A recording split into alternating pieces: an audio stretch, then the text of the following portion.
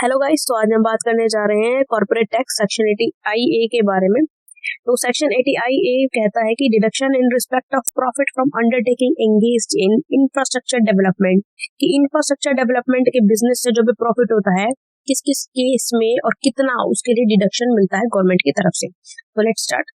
तो देखो, 80IA के अंदर 4 तरह के बिजनेस में डिडक्शन मिलता है। सबसे पहला infrastructure facility, next industrial park, generation and distribution of power, and the last is reconstruction और revival of power generation plant. तो सबसे पहले हम बात करते हैं इंफ्रास्ट्रक्चर फैसिलिटी की। तो डिडक्शन की कंडीशंस पढ़ने से पहले में पता होना चाहिए कि इंफ्रास्ट्रक्चर फैसिलिटी में क्या क्या बिजनेस इंक्लूड किए गए हैं 80IA के अंडर। तो इसमें सबसे पहले आता है हमारा रोड इंक्लूडिंग का प्रोजेक्ट, रोड का प्रोजेक्ट जिसमें हमारा टोल ब्रिज इंक्लूड हो सकता है, या फिर रेल सिस्टम इंक्लूड हो सकता है, या फिर कोई हाईवे प्रोजेक्ट हो सकता है जिसमें कि हाउसिंग या फिर उससे रिलेटेड एक्टिविटीज भी इंक्लूड हो सकती हैं। नेक्स्ट हमारा वाटर सप्लाई का project, water treatment plant, irrigation project सिंचाई वाला, सैनिटेशन एंड सीवरेज प्रोजेक्ट सफाई से रिलेटेड, सॉलिड वेस्ट मैनेजमेंट का प्रोजेक्ट हो सकता है, पोर्ट बंदरगाह का प्रोजेक्ट हो सकता है, एयरपोर्ट का प्रोजेक्ट हो सकता है, इनलैंड वाटरवेज का प्रोजेक्ट हो सकता है, या नेविगेशन चैनल हो सकता है। नेविगेशन चैनल का एग्जांपल एक देता है जैसे कि पनामा कैनाल। ठीक है, तो ये सब होते हैं बिजनेस जो कि इंफ्रास्ट्रक्चर फैसिलिटी में इंक्लूड होते हैं। तो अब हम आ जाते हैं कि कंडीशंस क्या हैं इसके लिए। तो 80IA कहता है कोई भी इंटरप्राइज जो कि इंफ्रास्ट्रक्चर फैसिलिटी को डेवलप करने का, मेंटेन करने का, ऑपरेट करने का, या फिर तीनों काम एक साथ कर रहा है, उसको डिडक्शन मिलेंगी। बट कुछ कंडीशंस है। कंडीशंस क्या है? नंबर 1 कि जो हमारी कंपनी है जो इंफ्रास्ट्रक्चर डेवलपमेंट का काम कर रही है वो इंडिया में रजिस्टर्ड होनी चाहिए, या फिर किसी इंडियन अथॉरिटी, किसी इंडियन बोर्ड, या फिर सेंट्रल या स्टेट गवर्नमेंट के अंडर, एक्ट के अंदर रजिस्टर्ड होनी चाहिए।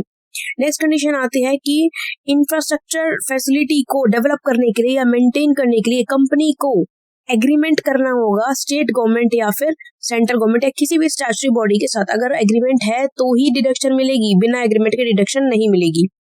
नेक्स्ट कंडीशन हमारी आती है कि जो इंफ्रास्ट्रक्चर फैसिलिटी का जो बिजनेस है उन्होंने 1 अप्रैल 1995 के बाद स्टार्ट किया है तो ही डिडक्शन मिलेगी, एल्स डिडक्शन नहीं मिलेगी। And the last condition is in case enterprise जो बिजनेस है इंफ्रास्ट्रक्चर डेवलपमेंट का अपने बिहाफ पे किसी दूसरे एंटरप्राइज को ट्रांसफर कर देता है 31 मार्च 1999 के बाद, 1999 के बाद, तो जो ट्रांसफरी है जिसको बिजनेस ट्रांसफर किया गया है बिहाफ पर, उसको भी डिडक्शन मिलेंगी अनएक्सपायर्ड पीरियड के लिए।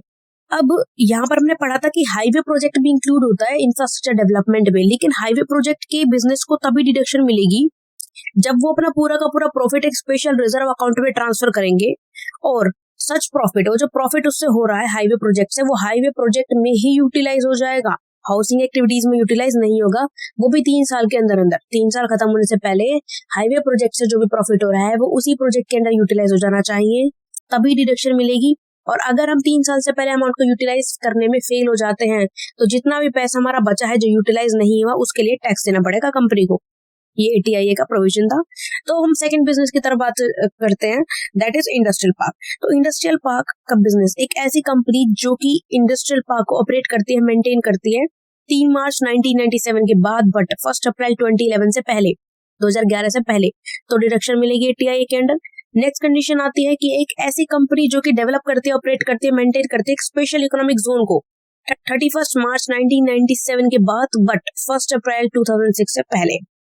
थर्ड केस आता है कि एक ऐसी इंटरप्राइज जो कि अपने बिहाफ पे बिजनेस को ट्रांसफर कर देती है एक इंडस्ट्रियल पार्क बनाने या फिर स्पेशल इकोनॉमिक जोन बनाने के लिए 31 मार्च 1999 के बाद, या फिर स्पेशल इकोनॉमिक जोन के लिए करती है वो ट्रांसफर 31 मार्च 2001 के बाद, तो हमारा जो ट्रांसफर ही है उसको बेनिफिट्स मिल जाएंगे अनएक्सपायर्ड पीरियड के लिए।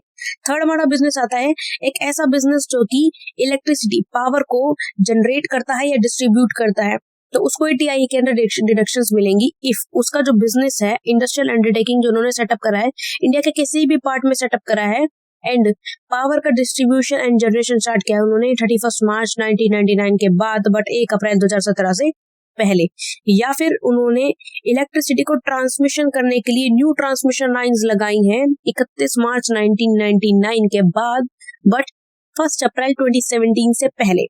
थर्ड कंडीशन, उन्होंने सब्सटेंशियल एक्सपेंशन किया है एग्जिस्टिंग नेटवर्क का पावर जनरेशन के लिए। ठीक है, तो उनको डिडक्शन मिलेगी। अब यहाँ पर एक चीज आती है कि सब्सटेंशियल एक्सपेंशन क्या होता है। तो सब्सटेंशियल एक्सपेंशन का मतलब होता है अगर हमारा जो एंटरप्राइज है वो मशीनरी में 50% तक इंक्रीज ले आता है, मशीनरी की बुक वैल्यू में 50% तक बढ़ोतरी करता है, तो सब्सटेंशियल एक्सपेंशन कहलाई जाती है। मींस पहले जो बिजनेस है वो सपोज 10 लाख रुपए की मशीनरी यूज कर रहा था, लेकिन अब उन्होंने मशीनरी की वैल्यू बढ़ा दी, 20 लाख तक की मशीनरी उनके पास है। ठीक है, नई मशीनरी खरीद ली या फिर पहले से कुछ अपग्रेड करा दिया, वो सब सब्सटेंशियल एक्सपेंशन में इंक्लूड होता है। तो अब हम फोर्थ बिजनेस की तरफ आ जाते हैं जिसको कि ATIA के अंडर डिडक्शन मिलता है, दैट इज रिकंस्ट्रक्शन और revival of power generating plant. ठीक है, किसी भी इलेक्ट्रिसिटी जनरेशन प्लांट को है तो रिकंस्ट्रक्ट किया जा रहा है या उसको रिवाइव किया जा रहा है, तो उसके लिए भी डिडक्शन मिलती है। कंडीशंस क्या है उसकी कि एक income of such undertaking bye an Indian company is deductible, Indian company होनी चाहिए और उसकी डिडक्शन तभी मिलेगी तब कंपनी जो है 30 नवंबर 2005 से पहले बनी हो और उसमें मेजर इक्विटी किसकी हो, पब्लिक सेक्टर की हो। पब्लिक सेक्टर की मेजर इक्विटी इसलिए की जाती है ताकि जनता के हित का ध्यान रखा जाए और उनके साथ कोई भी शेयर्स के को लेके कोई भी धोखाधड़ी ना हो। ठीक है, नेक्स्ट पॉइंट यहाँ पे कंडीशन हमारी आती है कि company notified by central government before 31 March 2005। Company जो है सेंट्रल गवर्नमेंट से नोटिफाइड होनी चाहिए 31 मार्च 2005 से पहले, या फिर कंपनी अपना इलेक्ट्रिसिटी जनरेशन और ट्रांसमिशन का काम 31 मार्च 2005 से पहले कर लेती है, तो भी उसको डिडक्शन मिल जाएगी इस केस में। अब हमने ये तो बात कर ली कि डिडक्शन किस किस को मिलेगी, लेकिन अब हम पढ़ते हैं क्वांटम ऑफ डिडक्शन की, डिडक्शन कितनी मिलेगी। तो इन सभी चारों बिजनेस के केसेस में 100% डिडक्शन मिलेगी। 100% प्रॉफिट को जो है डिडक्ट किया जाएगा 10 साल तक के प्रॉफिट को। अब यहाँ पर एक और बेनिफिट है इस सेक्शन के अंदर कि SSC जो है 15 साल में से किसी भी 10 साल के लिए वो डिडक्शन ले सकता है। अगर सपोज मैंने 2005 में डिडक्शन ले ली, लेकिन 2006 में मुझे लगता है कि भाई नहीं इस साल तो प्रॉफिट थोड़ा सा ही आया है और मैं जो है टैक्स भर दूंगा, कोई दिक्कत नहीं, इस साल में डिडक्शन नहीं ले रहा था, वो छोड़ सकता है और वो अगले साल के लिए फिर से डिडक्शन ले सकता है। लेकिन उसको डिडक्शन क्या मिलेंगी, पहले 15 में से 10 साल के लिए डिडक्शन वो ले सकता है। लेकिन इंफ्रास्ट्रक्चर फैसिलिटी के केस में वो 20 साल में से 10 साल की डिडक्शन ले सकता है। हाँ जी, उसको 5 साल की फालतू छूट मिलती है। ठीक है, अब इन सब बिजनेस में कुछ स्पेशल कंडीशंस भी आती हैं। ATIA के अंदर कुछ स्पेशल कंडीशंस भी फुलफिल करनी होती है अगर डिडक्शन लेनी है तो। सबसे पहली हमारी कंडीशन आती है कि जो बिजनेस है वो किसी भी ऑलरेडी एग्जिस्टिंग बिजनेस को स्प्लिट अप करके या रिकंस्ट्रक्शन करके नहीं बना होना चाहिए। ठीक है, कंप्लीटली न्यू अंडरटेकिंग होनी चाहिए। यहाँ पर एक एक्सेप्शन भी दी गई है, अगर एक ऐसा बिजनेस जो कि इंडिया में सेटअप था बट डिसकंटिन्यू कर दिया गया प्लांट एंड मशीनरी के एक्सटेंसिव डैमेज की वजह से, ठीक है, जो कि किसी नेचुरल कैलेमिटी जैसे कि फ्लड, टाइफून, बाढ़ वगैरह या किसी भी दुश्मन के कारण या किसी एक्सीडेंट के कारण या रायट्स, झगड़ों के कारण डैमेज हो गई थी, उनको 3 साल से पहले अगर रिकंस्ट्रक्ट कर दिया जाता है तो जो हमारी कंपनी है वो स्प्लिट अप या रिकंस्ट्रक्शन नहीं मानी जाएगी और उसको ATIA के अंडर डिडक्शन मिल जाएगी। नेक्स्ट हमारी कंडीशन आती है कि अगर कोई भी बिजनेस, देखो मैंने बताया ना कि बिजनेस जो होना चाहिए ATIA के अंडर न्यू अंडरटेकिंग होनी चाहिए, तो अगर हम बिजनेस में कोई भी पुराने बिजनेस की ट्रांसफर की हुई प्लांट एंड मशीनरी यूज करते हैं तो ATIA के अंडर डिडक्शन नहीं मिलेगी। सो कंपनी जो है न्यू प्लांट एंड मशीनरी के अंडर होनी चाहिए, लेकिन इसमें भी एक्सेप्शंस मिली है कि मशीनरी जो है इंडिया में अगर पहले इंस्टॉलेशन से पहले कभी यूज नहीं की गई है तो एक्सेप्शन मिल जाएगी, या फिर हमने जो मशीन्स हैं वो इंडिया के बाहर से इंपोर्ट करवाई हैं तो भी हमें ATIA के अंडर डिडक्शन मिल जाएगी, या फिर इंस्टॉलेशन से पहले SSC के पास इंस्टॉलेशन से पहले उस जो मशीन है उस पर कभी भी कोई डेप नहीं दिया गया है, डेप्रिसिएशन नहीं लगाया है, तो भी ATIA के अंदर डिडक्शन मिल जाएगी। ठीक है, तो अब हम बात करते हैं कि इनकम को कैसे कंप्यूट किया जाता है ATIA के अंदर या फिर इससे रिलेटेड अदर सेक्शंस के अंदर। ठीक है, तो कंप्यूटेशन ऑफ इनकम, डिडक्शन जो है इनकम पे तो लगेगी, तो पहले सही इनकम पता होनी चाहिए तभी तो सही डिडक्शन मिलेगी। तो देखो इनकम के लिए 3 कंडीशंस है हमारे पास। सबसे पहली कंडीशन, जो प्रॉफिट होगा जिस भी साल में हम डिडक्शन ले रहे हैं उस साल का प्रॉफिट ये समझ करके कैलकुलेट करना है कि ये जो बिजनेस है ना ये इकलौता इनकम सोर्स है हमारे पास। ठीक है, किसी दूसरे बिजनेस की इनकम जो है इस केस में डिडक्शन लेने के लिए हमें ऐड नहीं करनी है। सेकंड हमारा केस आता है, अगर कोई भी लॉस हम बिजनेस का किसी दूसरे बिजनेस से सेट ऑफ कर देते हैं, ठीक है, इस बिजनेस का कोई भी लॉस अगर हम किसी दूसरे बिजनेस से सेट ऑफ कर देते हैं तो सबसे पहले हमें क्या करना है, उस लॉस को डिडक्ट करना है करंट ईयर की इनकम में से। तो जो बैलेंस बचेगा उस पे हम डिडक्शन मिलेंगे।